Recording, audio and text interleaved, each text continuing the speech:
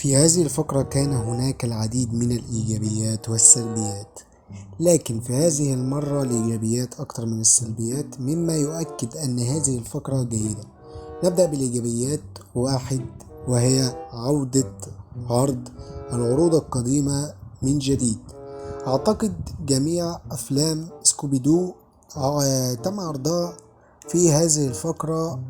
مش بس كده، لأ، بعد حذف بنتين الأصلي ب7 سنوات، يعني 7 سنين كاملة، اتعرض ليوم على القناة. يعني كان له يوم كده في الفقرة اتعرض على القناة.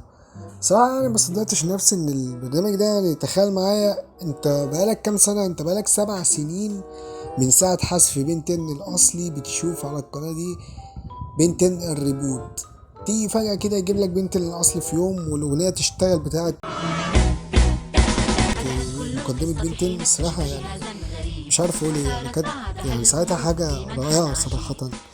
سيطر بنتين ريبوت على القناة، يعني دي حاجة اصلا، مسيطرة بنتين ريبوت على القناة متخليكش تصدق انك ممكن في يوم من الايام انك تشوف بنتين الاصلي تاني على كارتون نتورك. وحتى لو رجع ليوم غير طبعا خلف الحديقة اللي هو كان مسلسل، وبعدين كارتون نتورك عملته ايه، من كتر ما هو قصير هي جمعته كفيلم. يعني صحيح حذفت منه حلقتين مثلا ولا حاجة، ولكن عملت منه فيلم. وكانت التجميع صراحة اللي هو انا نسيت اصلا ان هو مسلسل، واللي هو نسيت ان هو مسلسل، وكنت اللي هو ايه، كنت فاكر ان هو فيلم. اللي هو بتهيألي انا شفت المسلسل بس من كتر ما انا اتعودت على الفيلم، يعني هو فيلم بالنسبة لي يعني عامة. عندك برضو افلام توم وجيري، اللي هو توم وجيري والصغيرة روبن والكلام ده. مع كل ده تم عرض برامج اساسية مثل ابل واونيون. يعني اقول لك على حاجة، اليوم اللي يتعرض فيه برنامج قديم اللي هو مثلا او فيلم قديم لمدة كام، فيلم مثلا ساعة، مرتين في اليوم مثلا، على مش ورا بعض، لا، مرة الصبح ومرة بالليل.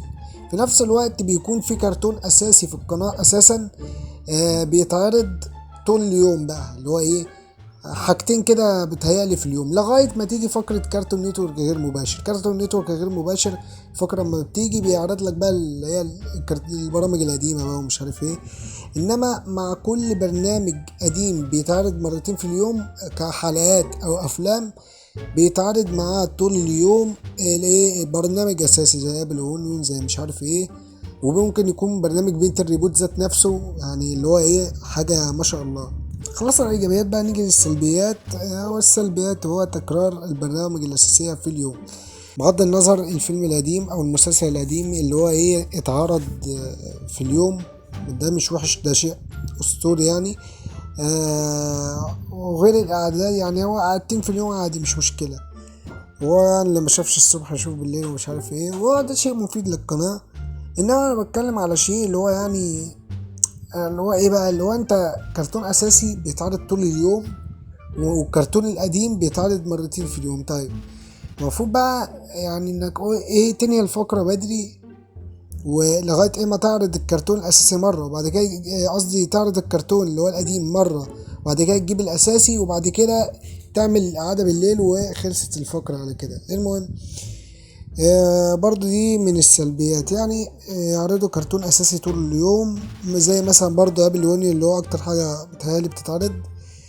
وبعد كده ايه، يقوموا جايبين لك الإعادة ويكملوا لك بقى باليونيون ايه بعدها طول اليوم.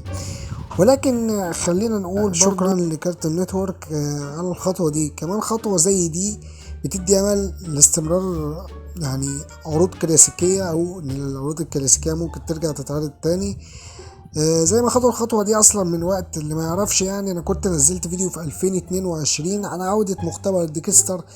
وغير كده أنا نزلت فيديوهات كتير عن عودة بعض البرامج الكرتونية. كان في نظام في كارتون نتورك غير مباشر. النظام ده هو ايه، ان انت هيتعرض لك في بداية كارتون نتورك غير مباشر، اللي كانت بتيجي بتهيألي الساعة 11 ساعتها قبل التوقيت الصيفي. كانت بتيجي الساعة 11. وايه بقى، بيجيب لك مبدئيا كرتون كلاسيك. كرتون كلاسيك ده بيكون مختبر ديكستر ومش عارف ايه، يعرض لك الكرتون ده لمدة كذا يوم، بتوصل لشهر وممكن تزيد عن شهر تقريبا، او بالظبط كده شهر.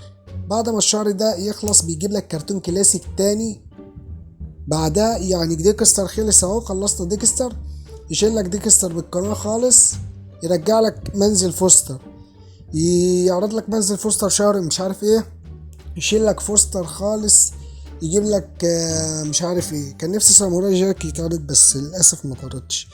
فهي ايه الحكايه دي؟ بتهيألي بدأت من سنه مثلا من 22، وهي فيديوهات التاريخ بتاعها اصلا 2022 منزله عن الشيء ده. ولكن انا شفت اعلان لكارتون نيتورك عن الشيء ده في 2020، يعني ممكن يكونوا خدوا الخطوه دي من 3 سنين وانا ما اعرفش، او ساعتها بقى من سنه في 2022 لما عرفت الحكايه دي ونزلت عنها، فنقول من ساعتها ايه سنتين لغايه 2022 بعد كده عرفت. ممكن في يوم من الايام نشوف ستيفن بطل على القناه، ممكن في يوم من الايام، يعني مين عارف. ولحد الوقت ده حس الشباب كان هذا كل شيء، ومع السلامة ونلقاكم في عودة كرتون إن شاء الله جديد.